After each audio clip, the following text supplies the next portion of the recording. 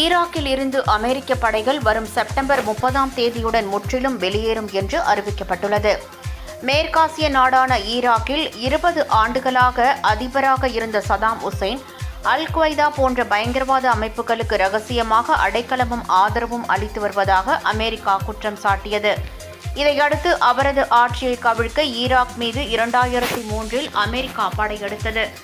இதில் Saddam Hussein கைது செய்யப்பட்டு 2006இல் மரண தண்டனை நிறைவேற்றப்பட்டது. பின்னர் IS பயங்கரவாதிகளுக்கு எதிரான நடவடிக்கைகளுக்காக அமெரிக்க படைகள் ஈராக்கிலேயே நிலை கொண்டிருந்தன. ஆனால் பயங்கரவாதிகளின் ஆதிக்கத்தை ஈராக் அரசை ஒடுக்க தொடங்கியதாக கூறி 2024இல் அமெரிக்க கூட்டுப்படைகள் தங்கள் நடவடிக்கைகளை படிப்படியாக குறைத்தன. இதன் தொடர்ச்சியாக கடந்த ஆண்டு ஈராக்கின் பெரும்பான்மையான பகுதிகளில் இருந்த அமெரிக்க படைத்தளங்கள் காலி செய்யப்பட்டன.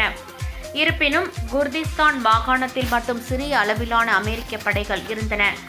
அந்த படைகளும் வரும் செப்டம்பர் 30ஆம் தேதியுடன் வெளியேறிவிடும் என ஈராக் பிரதமர் அலி அல் சைதி தெரிவித்துள்ளார். பாதுகாப்பு ரீதியிலான இராணுவ ஒப்பந்தங்கள் முடிவுக்கு வந்தாலும் இரு நாடுகளுக்கும் இடையேயான உறவு முறிந்துவிடவில்லை என்றும் இனி பொருளாதாரம் மற்றும் வளர்ச்சி பணிகளை நோக்கியதாக இந்த உறவு இருக்கும் என்றும் அவர் கூறியுள்ளார்.